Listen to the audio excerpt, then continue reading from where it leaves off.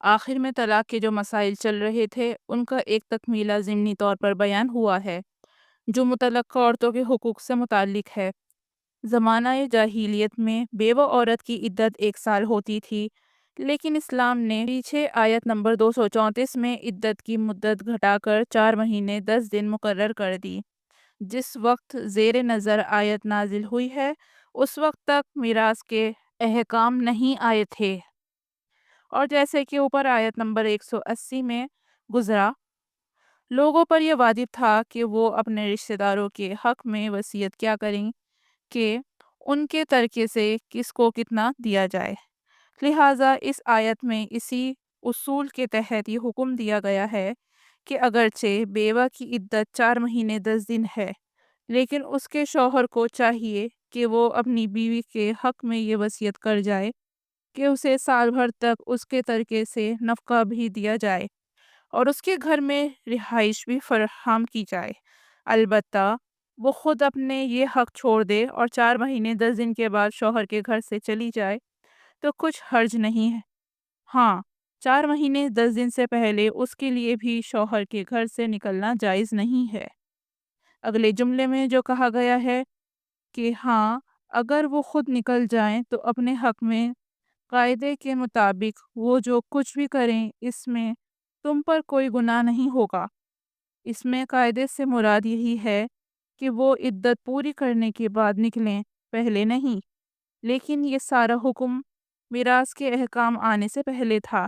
جب سورہ نساء میں میراث کے احکام آ گئے اور بیوی کا حصہ ترکے میں مقرر کر دیا گیا تو سال بھر کے نفقے اور رہائش کا یہ حق ختم ہو گیا۔ متعلقہ عورتوں کو فائدہ پہنچانے کا لفظ بڑا عام ہے۔ اس میں عدت کے دوران کا نفقہ بھی داخل ہے، اور اگر ابھی مہر نہ دیا گیا ہو تو وہ بھی داخل ہے۔ نیز اوپر آیت نمبر 236 میں جس تحفے کا ذکر ہے وہ بھی اس میں شامل ہے۔ یہ تحفہ اس صورت میں بھی مستحب ہے کہ متعلقہ عورت کو مہر کے علاوہ یہ تحفہ بھی دیا جائے۔ ان تمام احکام سے یہ بات واضح ہو رہی ہے کہ اول تو طلاق کوئی پسندیدہ چیز نہیں ہے، اور اس کا اقدام اسی وقت کرنا چاہیے جب کوئی اور صورت باقی نہ رہی ہو۔ دوسرا، جب یہ اقدام کیا جائے تو نکاح کے تعلق کا اختتام بھی شرافت، فراخ دلی اور احترام سے خوشگوار ماحول میں ہونا چاہیے، دشمنی کے ماحول میں نہیں۔ یہاں سے آیت نمبر 260 تک 2 مضمون ایک ساتھ بیان ہوئے ہیں۔ بنیادی مقصد جہاد کے ترغیب دینا ہے، لیکن بعض منافقین اور کمزور طبیعت کے لوگ جہاد میں جانے سے اس لیے کتراتے تھے کہ انہیں موت کا خوف تھا، اس لیے دوسرا مضمون ساتھ ساتھ بیان ہوا ہے، جس کا حاصل یہ ہے کہ موت اور زندگی اللہ تعالیٰ کے ہاتھ میں ہے۔ وہ چاہے تو جنگ کے بغیر بھی موت دے دے اور چاہے تو شدید جنگ کے درمیان بھی انسانوں کی حفاظت کر لے، بلکہ اس کی قدرت میں یہ بھی ہے کہ وہ مرنے کے بعد بھی انسانوں کو زندہ کر دے۔ اس قدرت کا عمومی مظاہرہ تو آخرت میں ہوگا، لیکن اللہ تعالیٰ نے اس دنیا میں بھی چند ایسے نمونے دنیا کو دکھا دیے ہیں جن میں بعض لوگوں کو مرنے کے بعد بھی زندہ کیا گیا ہے۔ اس کی ایک مثال اس آیت 243 میں دی گئی ہے۔ ایک اشارہ آیت نمبر 253 میں حضرت عیسیٰ علیہ السلام کی طرف کیا گیا ہے، جن کے ہاتھوں اللہ تعالیٰ نے کئی مردوں کو زندہ کیا۔ تیسرا حوالہ حضرت ابراہیم علیہ السلام اور نمرود کے مکالمے آیت نمبر 258 میں اللہ تعالیٰ کے موت اور زندگی دینے سے متعلق ہے۔ چوتھا واقعہ آیت نمبر 259 میں حضرت عزیر علیہ السلام کا بیان فرمایا گیا ہے، اور اس سے اگلی آیت نمبر 260 میں پانچواں واقعہ حضرت ابراہیم علیہ السلام کا ہے، جس میں انہوں نے اللہ تعالیٰ سے عرض کیا تھا کہ اللہ تعالیٰ مردوں کو کیسے زندہ کرتے ہیں۔ زیر نظر آیت نمبر 243 میں جو واقعہ بیان ہوا ہے اس کی تفصیل قرآن کریم نے بیان نہیں فرمائی، صرف اتنا بتایا ہے کہ کسی زمانے میں کوئی قوم جو ہزاروں کی تعداد میں تھی موت سے بچنے کے لیے اپنے گھروں سے نکل کھڑی ہوئی تھی، مگر اللہ تعالیٰ نے انہیں موت دے دی اور پھر زندہ کر کے یہ دکھا دیا کہ اگر موت سے بچنے کے لیے کوئی شخص اللہ تعالیٰ کے حکم کی خلاف ورزی کرتے ہوئے کوئی تدبیر اختیار کرے تو ضروری نہیں کہ موت سے بچ ہی جائے، اللہ تعالیٰ اسے پھر بھی موت کے گھاٹ اتار سکتا ہے۔ یہ لوگ کون تھے، کس زمانے میں تھے، وہ موت کا خوف کیا تھا جس کے بنا پر یہ بھاگ کھڑے ہوئے تھے، یہ تفصیل قرآن کریم نے بیان نہیں فرمائی، کیونکہ قرآن کریم کوئی تاریخ کی کتاب نہیں ہے۔ اس میں جو واقعات بیان ہوتے ہیں وہ کوئی سبق دینے کے لیے ہوتے ہیں، لہٰذا اکثر ان کا صرف اتنا حصہ بیان کیا جاتا ہے جس سے وہ سبق مل جائے، اور اس واقعے سے مذکورہ بالا سبق لینے کے لیے اتنی بات کافی ہے جو یہاں بیان ہوئی ہے۔ البتہ جس انداز سے قرآن کریم نے اس واقعے کی طرف اشارہ کیا ہے، اس سے یہ اندازہ ہوتا ہے کہ یہ قصہ اس وقت لوگوں میں مشہور و معروف تھا۔ آیت کے شروع میں یہ الفاظ کہ کیا تمہیں ان لوگوں کا حال معلوم نہیں ہوا، اس قصے کی شہرت پر دلالت کر رہی ہیں۔ چنانچہ حافظ ابن جریر طبری رحمۃ اللہ علیہ نے یہاں حضرت عبداللہ بن عباس رضی اللہ عنہ اور بعض تابعین سے کئی روایتیں نقل کی ہیں جن سے معلوم ہوتا ہے کہ یہ واقعی بنی اسرائیل کے لوگوں کا ہے، جو ہزاروں کی تعداد میں ہونے کے باوجود یا تو کسی دشمن کے مقابلے سے کترا کر اپنے گھر بار چھوڑ گئے تھے، یا تاؤں کی وبا سے گھبرا کر نکل کھڑے ہوئے تھے۔ جب یہ اس جگہ پہنچے جسے وہ پناہ گاہ سمجھتے تھے تو اللہ کے حکم سے موت نے وہیں ان کو آ لیا۔ بعد میں جب وہ بوسیدہ ہڈیوں میں تبدیل ہو گئے تو حضرت حزقیل علیہ السلام کا وہاں سے گزر ہوا، اور اللہ تعالیٰ نے ان کو حکم دیا کہ وہ ان ہڈیوں سے خطاب کریں، اور ان کے خطاب کے بعد وہ ہڈیاں پھر سے انسانی شکل میں زندہ ہو کر کھڑی ہو گئیں۔ حضرت حزقیل علیہ السلام کا یہ قصہ موجودہ بائبل میں بھی مذکور ہے، دیکھیے حزقیل 1:37 سے 15 تک۔ اس لیے کچھ بعید نہیں ہے کہ یہ واقعہ مدینہ منورہ کی یہودیوں کے ذریعے مشہور ہو گیا ہو۔ واقعے کی یہ تفصیلات مستند ہو یا نہ ہو، لیکن اتنی بات قرآن کریم کے صاف اور صریح الفاظ سے واضح ہیں کہ ان لوگوں کو حقیقی طور پر موت کے بعد زندہ کیا گیا تھا۔ ہمارے زمانے کے بعض مصنفین نے مردوں کے زندہ ہونے کو بعید از قیاس سمجھتے ہوئے اس آیت میں یہ تعویل کیا ہے کہ یہاں موت سے مراد سیاسی اور اخلاقی موت ہے، اور دوبارہ زندہ ہونے سے مراد سیاسی غلبہ ہے۔ لیکن حقیقت یہ ہے کہ تعویل قرآن کریم کے سارے الفاظ سے میل نہیں کھاتی، اور عربیت اور قرآن کریم کے اسلوب سے بھی بہت بعید ہیں۔ سیدھے سی بات یہ ہے کہ اگر اللہ تعالیٰ کی قدرت پر ایمان ہے تو اس قسم کے واقعات میں تعجب کی کیا بات ہے جس کی بنا پر یہ دور از کر تعویلیں کی جائیں، بالخصوص یہاں سے آیت 260 تک جو سلسلہ کلام چل رہا ہے اور جس کی تفصیل اوپر بیان ہوئی ہے، اس کی روشنی میں یہاں موت اور زندگی سے حقیقی معنی مراد ہونا ہی قرین قیاس ہے۔ اللہ کو قرض دینے سے مراد اللہ تعالیٰ کے راستے میں خرچ کرنا ہے۔ اس میں غریبوں کی امداد بھی داخل ہے اور جہاد کے مقاصد میں خرچ کرنا بھی ہے۔ اسے قرض مجازن کہا گیا ہے کیونکہ اس کا بدلہ ثواب کی صورت میں دیا جائے گا، اور اچھے طریقے کا مطلب یہ ہے کہ اخلاص کے ساتھ اللہ تعالیٰ کو راضی کرنے کے لیے دیا جائے، دکھاوا یا دنیا میں بدلہ لینا مقصود نہ ہو، اور اگر جہاد کے لیے یا کسی غریب کی مدد کے طور پر قرض ہی دیا جائے تو اس پر کسی سود کا مطالبہ نہ ہو۔ کفار اپنی جنگی ضروریات کے لیے سود پر قرض لیتے تھے۔ مسلمانوں کو تاکید کی گئی ہے کہ اگرچہ دنیا میں تو انہیں سود نہیں ملے گا، لیکن آخرت میں اللہ تعالیٰ اس کا ثواب اصل سے درجہ زیادہ عطا فرمائیں گے۔ جہاں تک اس خطرے کا تعلق ہے کہ اس طرح خرچ کرنے سے مال میں کمی ہو جائے گی، اس کے جواب میں فرمایا گیا ہے کہ تنگی اور وسعت اللہ ہی کے قبضے میں ہے۔ جو شخص اللہ کی دین کے خاطر اپنا مال خرچ کرے گا، اللہ تعالیٰ اس کو تنگی پیش آنے نہیں دیں گے، بشرطے کہ وہ اللہ کے حکم کے مطابق خرچ کرے۔ یہاں نبی سے مراد حضرت ساموئیل علیہ السلام ہیں، جو حضرت موسیٰ علیہ السلام کے تقریباً 350 سال بعد پیغمبر بنائے گئے تھے۔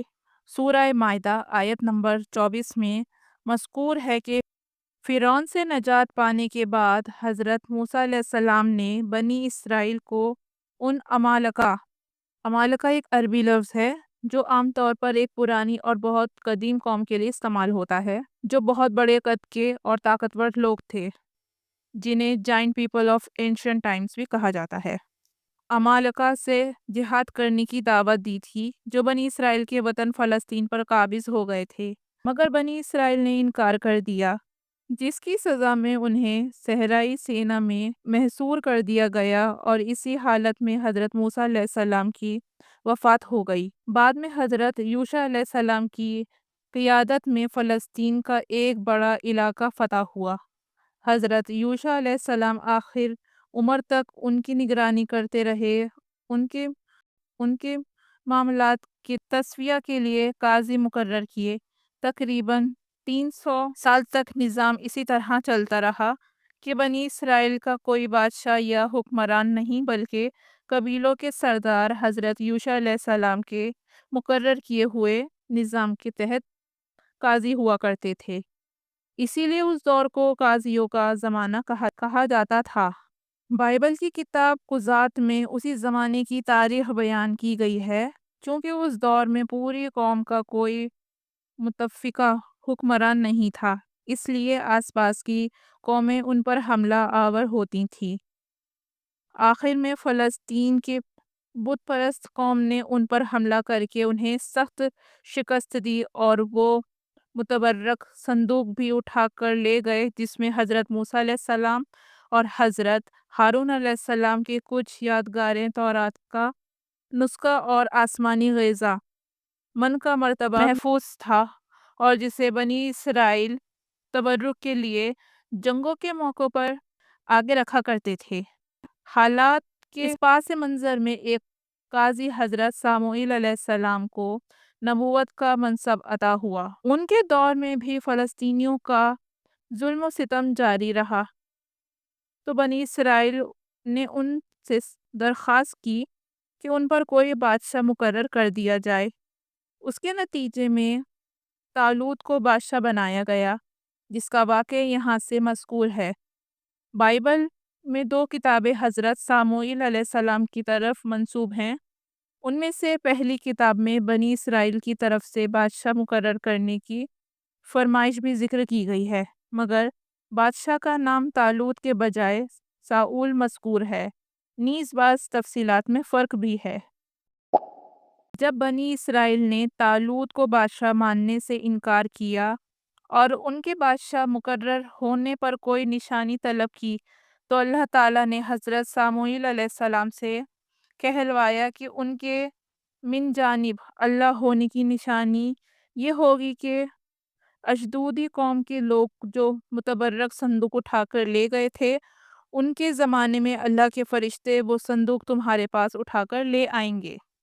اسرائیلی روایت کے مطابق اللہ کا کرنا ایسا ہوا کہ اشدودیوں نے وہ صندوق ایک مندر میں لے جا کر رکھا، مگر اس کے بعد وہ طرح طرح کی مصیبتوں سے دوچار ہونا شروع ہو گئے۔ کبھی ان کے بت اندھے پڑے ہوئے ملتے، کبھی گلٹیوں کی وبا پھیل جاتی، کبھی چوہوں کی کثرت پریشان کرتی۔ آخر کار ان کے نجومیوں نے انہیں یہ مشورہ دیا کہ یہ ساری آفتیں اس صندوق کی وجہ سے ہیں۔ چنانچہ انہوں نے وہ صندوق بیل گاڑیوں پر رکھ کر انہیں شہر سے باہر ہکا دیا۔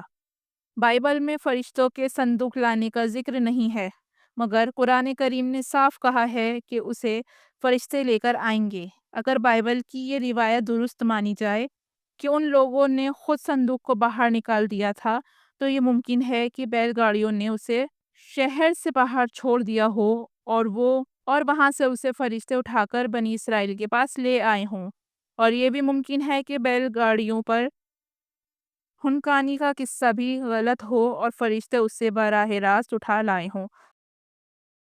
یہ دریائے اردن تھا، اور یہ امتحان بظاہر یہ دیکھنے کے لیے لیا گیا تھا کہ لشکر کے کتنے لوگ ہیں جو اپنی امیر کے اطاعت کا ایسا جذبہ رکھتے ہیں کہ اس پر اپنی خواہشات کو بھی قربان کر دیں، کیونکہ اس طرح کی جنگ میں ایسے مضبوط اطاعت کے بغیر کام نہیں چلتا۔ جالوت دشمن کی فوج کا بڑا قوی حیکان پہلوان تھا۔ ساموئیل علیہ السلام کے نام پر جو پہلی کتاب بائبل میں ہے، اس میں مذکور ہے کہ وہ کئی روز تک بنی اسرائیل کو چیلنج دیتا رہا کہ کوئی اس کے مقابلے کے لیے آئے، مگر کسی کو اس سے دو بدو لڑنے کی ضرورت نہ ہوئی۔ داؤد علیہ السلام اس وقت نوعمر نوجوان تھے۔ ان کے 3 بھائی جنگ میں شریک تھے، مگر وہ چونکہ سب سے چھوٹے تھے اس لیے اپنے بوڑھے والد کی خدمت کے لیے ان کے پاس رہ گئے تھے۔ جب میدان جنگ شروع ہوئی، کئی دن گزر گئے تو ان کے والد نے انہیں اپنے 3 بھائیوں کی خبر لینے کے لیے میدان جنگ بھیجا۔ یہ وہاں پہنچے تو دیکھا کہ جالوت مسلسل چیلنج دے رہا ہے اور کوئی اس سے لڑنے کے لیے آگے نہیں بڑھ رہا ہے، تو انہیں غیرت آئی اور انہوں نے طالوت سے اجازت مانگی کہ وہ جالوت کے مقابلے کے لیے جانا چاہتے ہیں۔ ان کے نوعمری کے پیش نظر شروع میں طالوت اور دوسرے لوگوں کو بھی تردد ہوا، لیکن ان کے اصرار پر انہیں اجازت مل گئی۔ انہوں نے جالوت کے سامنے جا کر اللہ کا نام لیا اور ایک پتھر اس کے پیشانی پر مارا، جو اس کے سر میں گھس گیا اور وہ زمین پر گر پڑا۔ یہ اس کے پاس گئے اور خود اسے کی تلوار لے کر اس کا سر قلم کر دیا۔ یہاں تک بائبل اور قرآن کریم کے بیان میں کوئی تعارض نہیں ہے، لیکن اس کے بعد بائبل میں یہ کہا گیا کہ طالوت یا ساؤل کو حضرت داؤد علیہ السلام کے مقبولیت سے حسد ہو گیا تھا۔